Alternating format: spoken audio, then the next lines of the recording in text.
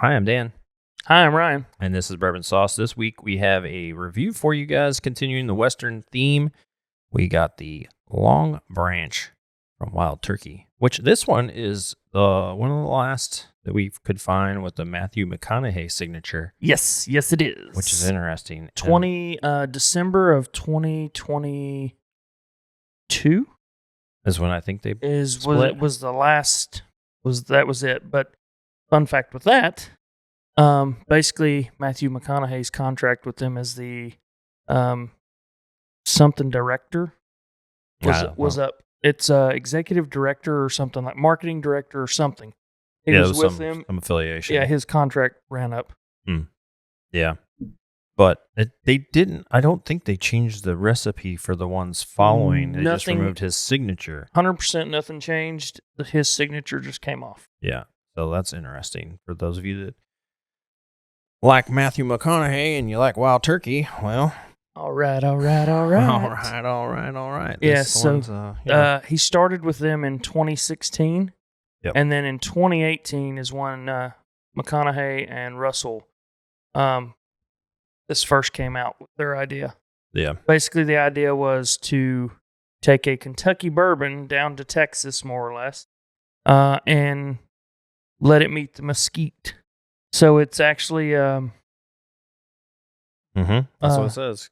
It's a Kentucky straight bourbon, oak and Texas mesquite charcoal refined. Yes. So much like Jack Daniels does with the charcoal filtering. Yes, they did that with mesquite charcoal. Yeah.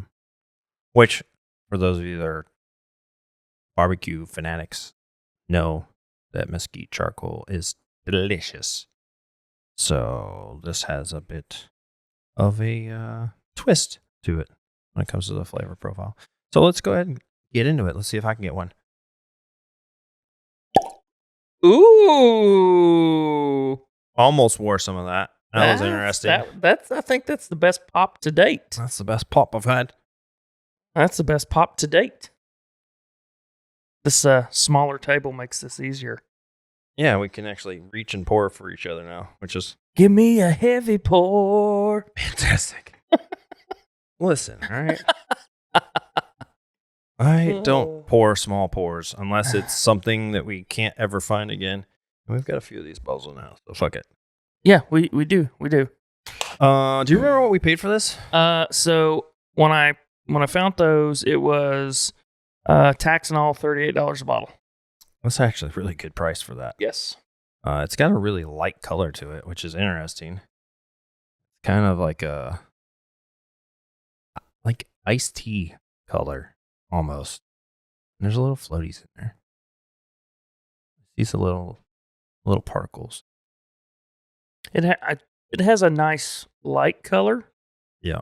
Kind of reminds me, if you get it at the light just right, it reminds me of that amber or whatever that they had the mosquitoes in from Jurassic Park. Well, yeah. Yeah. Amber. Yeah, that amber. Yeah. Mm-hmm. We didn't let it breathe at all. It's not super ethanol-y, though. No. I think this is really low proof. What is the proof on this one? 84? Is that right? 43% alcohol. So it's lower proof. I don't know math. So whatever, 43%. Well, let me go to the handy dandy Googler. Small batch aged in American oak. Expertly crafted. Several award winners. Yeah, I mean, I love Wild Turkey stuff. Not a lot of people are fans of Wild Turkey. Right. Which is interesting. It's actually, so the regular 101 is one of the highest selling just off-your-shelf bourbons. And it has been for quite a while. Which kind of surprises me. I just think that it's kind of neat because they did a little Texas flair for this. You know, being it's a Kentucky distillery. Here I am trying to have a little find the proofing. Weird twist to it, but nonetheless, it smells delicious. 96 proof. 96 proof. Wait a minute. Process an 86 proof small batch Kentucky straight bourbon. And that's okay. That's so it's 86%? Yeah, 86 proof. 86 proof. Yep. So it's an 86 proof. And that's coming from longbranchbourbon.com. You know, that's quite a bit lower than you would think it would have been as a wild turkey. Because they like to do some higher proof stuff out of wild turkey. So not only is it finished with mesquite charcoal, or really filtered through it, or whatever they do, pouring over it, or whatever that process is. We should get into wild turkey at some point and talk to them. I agree. But it also is a lower proofing, which... I wonder if that's part of the process when they refine it through that charcoal.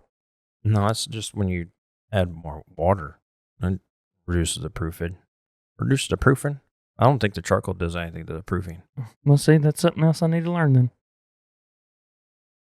I think it just gets rid of some of the funk. Smells delicious, though. It's got like a really faint mesquite.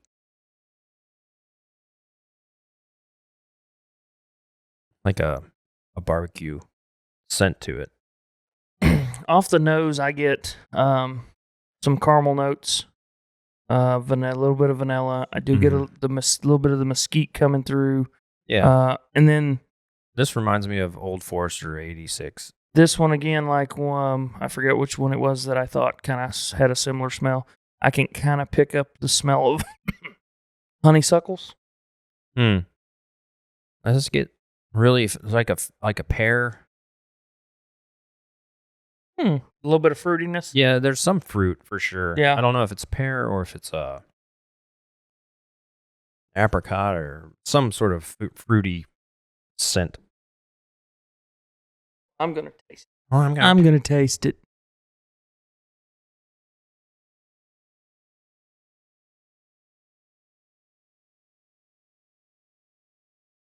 I definitely get the mesquite on the back end. Yeah. It's got a bit of a burn. Not a crazy one. No, but it's interesting. Yeah. For a lower proof, it's got a little bit more burn than some of the higher proof things we've had. I'm wondering if part of that's the mesquite. I wonder what the mash bill is on this. There might be a rye note that attributes to that too. I didn't look that up earlier. I still get some caramel notes, not as heavy as in the aroma. A little bit of nuttiness. I do get the nutty up front. Oak towards the back of the finish. Yep. Like the tail end of it that starts to die off, but it is a bit ethanol-y. Yeah, and that's probably because we didn't let it breathe. Maybe, but it could just, I don't know, it could just be that whatever they've got going on in this. It could.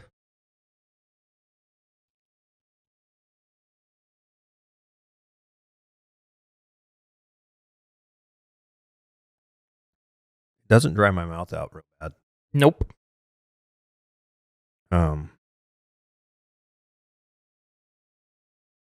It definitely gives me a remnants of like Texas barbecue with the mesquite.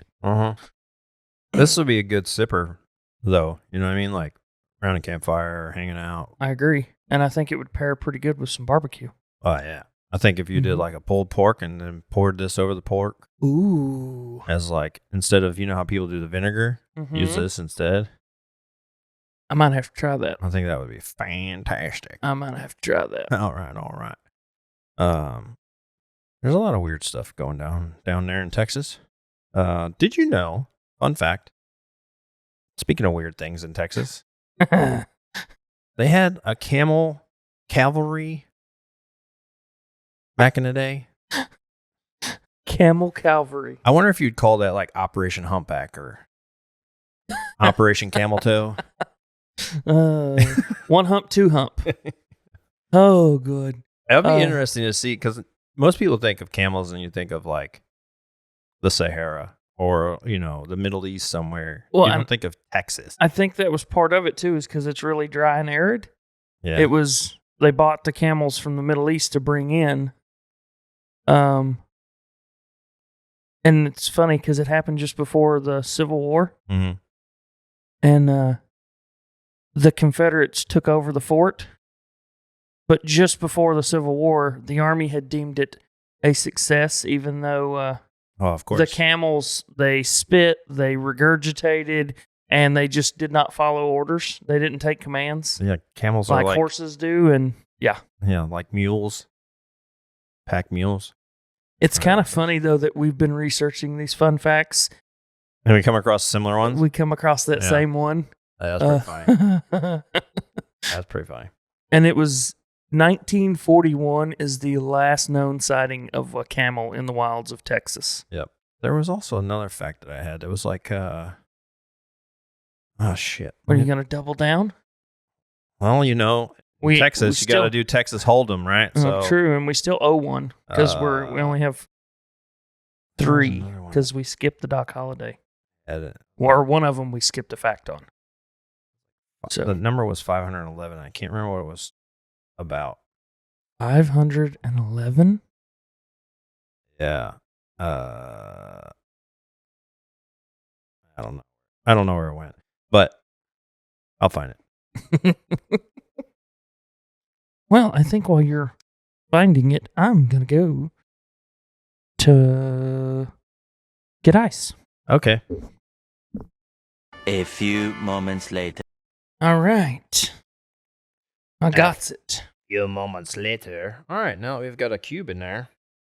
Let's give her a sniff. Not a Cuban, but it is a cube. Cubey-dooby-doob. It really mutes it. It does. It does mute the aroma.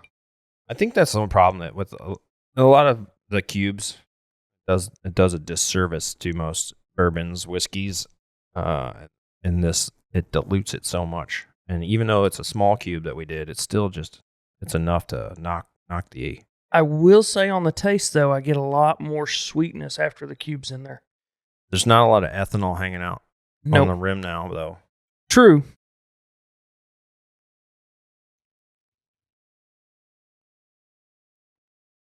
But I definitely get a lot more sweetness up front. It almost tastes like Widow Jane.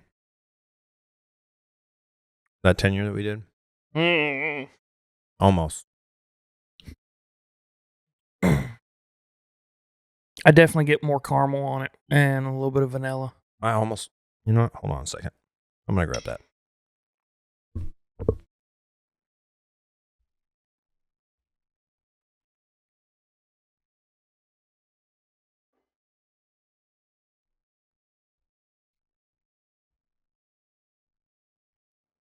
Just to prove that I'm not crazy, even though I am.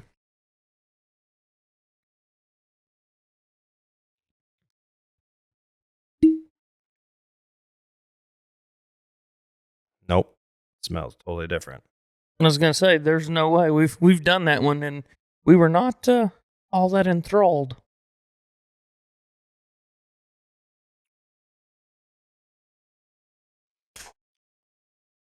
Yeah, it's different. I'm crazy. I was like, I remember this review of that one. We were not fond of that. Yeah, go ahead. Try a nip of that. I thought it was similar to that, but my brain is not remembering correctly. Oh, did you hear that door creak? It's kind of like you're in a ghost town. Speaking of ghost town, did you know that Texas is the leading state with the most ghost towns, with 511 of them? I did not know that. That's going to haunt you because it's Widow Jane's ghost. That's why it's white. She can take it back. Give it back to God, please. Yeah, then the most of them are along the I-35 corridor, with the highest concentration near San Antonio, Texas.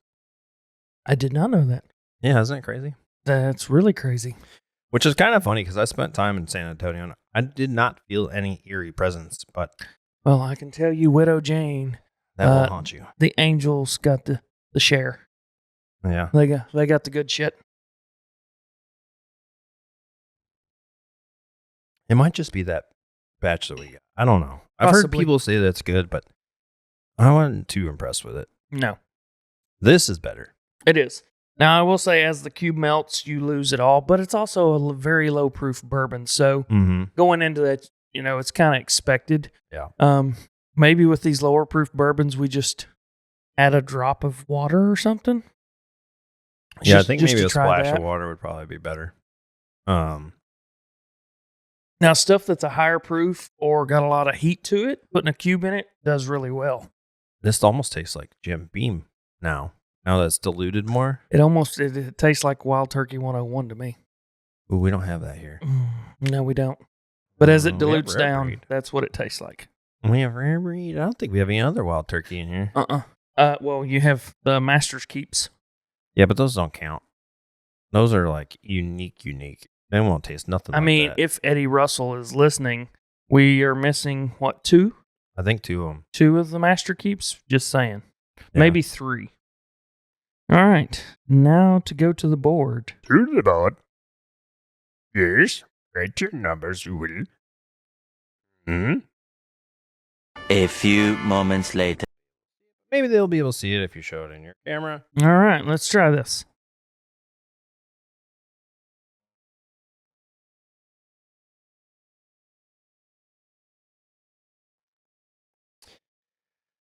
So, as it is with things, let's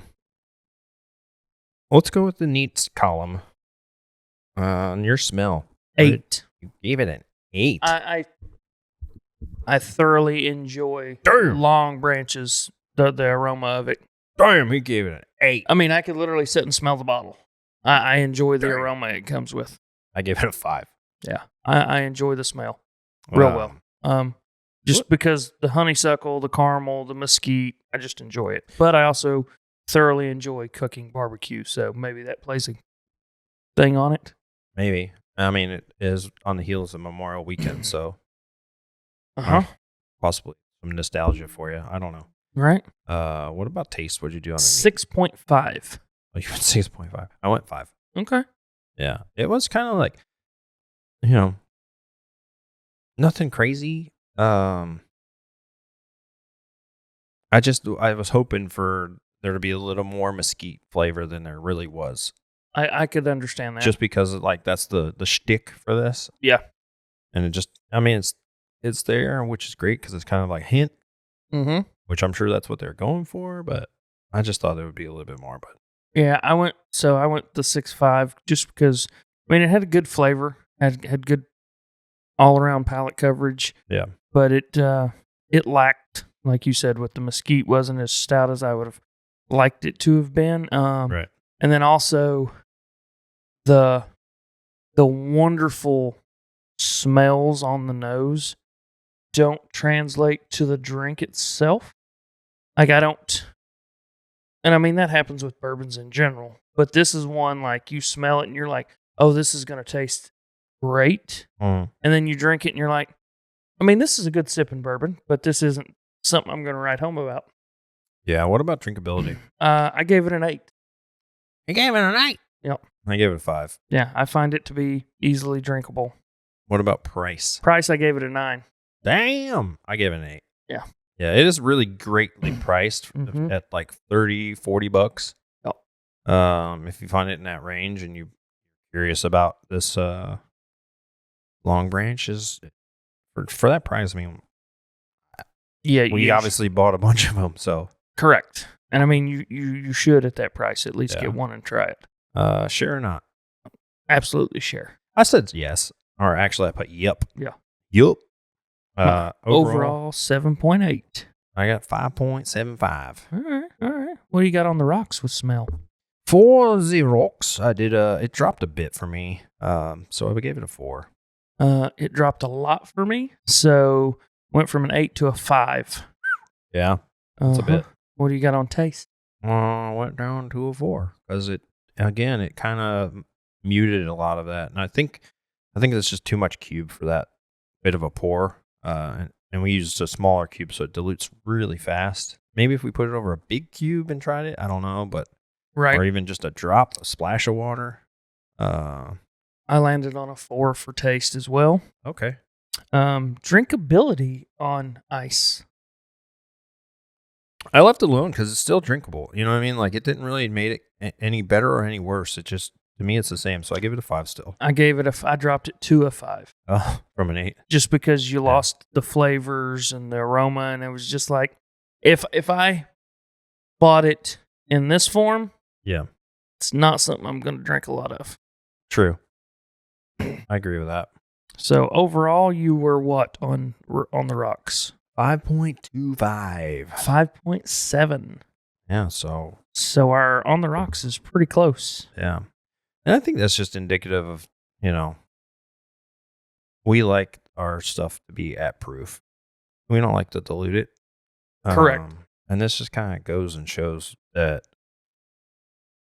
if you're willing to sacrifice the smell, flavor for the proof to knock down a bit, then that's what you're going to end up with. Yeah. But I wouldn't recommend it. I don't recommend anybody doing their drinks on the ice anyway, just because you really lose the essence that they're trying to, these distilleries are trying to give you in these bottles. 100%. I mean, But prime example is going to certain restaurants and you get an old fashioned. Yeah. And they put little chunks of ice. Oh, that's terrible. It completely it tears the bourbon apart. Yeah. At that point, you might as well just do it in the, what is that thing? The shakers. Yeah, the shaker. But they're called something else, I think. But that's what you're talking about, like the margarita shakers. Yeah, the mixer Tumblers, thing. whatever the mixers. Yeah. Whatever they call those. That way it actually chills it, but it doesn't dilute it. Mm-hmm. But yeah, I mean, middle of the road for a wild turkey. I think they have a lot better products out there than this one. This is not a failed experiment by any stretch of the imagination. Absolutely not. I agree. Like, I mean, this is a good I can have on my shelf. Yeah.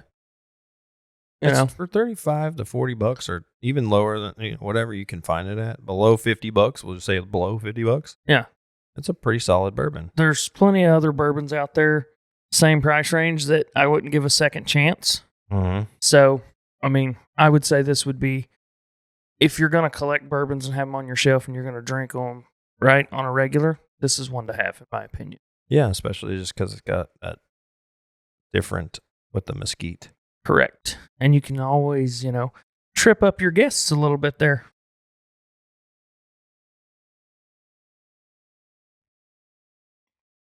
Kind of like I did with Matt. Yeah, that was pretty funny. Mm-hmm. Yeah. If you're watching this, doctor. The doctor's orders. Mm-hmm. What would you prescribe for us next, maybe? Mm-hmm.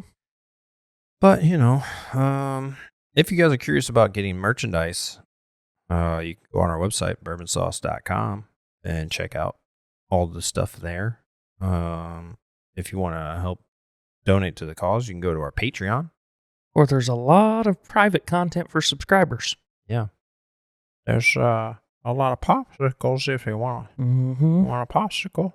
Yeah, because that's where like all the privatized tours for the distilleries upload to, our private tastings, all that stuff. And you can also leave comments and chat on there as well if you want to. Yeah, and eventually we're going to get I think it's on Discord is the chat for that, where we can hold private chats, chat groups and stuff. But it is what it is for now. But it's got some stuff that you can't find on any other platforms right now, not the YouTube, Spotify, or anything else. There are some ramblings, is what we titled them. And those are just outtakes from our episodes that we thought would be kind of interesting for people to watch or listen to see what doesn't make it out for public consumption. Some of it's funny, some of it's just ramblings, drunk ramblings. The bourbon sauced side definitely comes out in those. But I don't know. There's gonna be more tours coming up because we've got some. Ryan has done some work, some legwork, sending out emails to every distillery within like 3-hour radius of us. And they're slowly but surely getting back to us to set those up, which is fantastic, which is going to be great content for all of you to watch. I'm so excited, and I just can't hide it. And I know, and I know, and I know. You want to? You want to? Ooh. But I'm excited for those. I'm just saying, you queued it up. I could not resist. Those are gonna be great. I can't wait. As we've gone through some of these distilleries that we've already been through, the 3 that we've went on, it's been a good learning experience. They're always a wonderful adventure. And the people are very accommodating so far. So people that are intimidated about going to distilleries and doing the tours, I would say, don't be scared. No. It's worth the price of admission for sure. And even just the private, on the tasting side of the tours is great, because then you get to taste all the stuff before you buy a bottle, and then you're like, oh no, I didn't like that. So They're very down to earth. yeah, they are very down to earth. But until next time, Scribbles McScribbleton. Well, I was erasing the board and I was like, wait, he needs a A picture, He yeah, needs a picture. or at least an annotation at some point. Yeah. But until next time, drink your favorite bourbon and get sauced. Cheers. Cheers.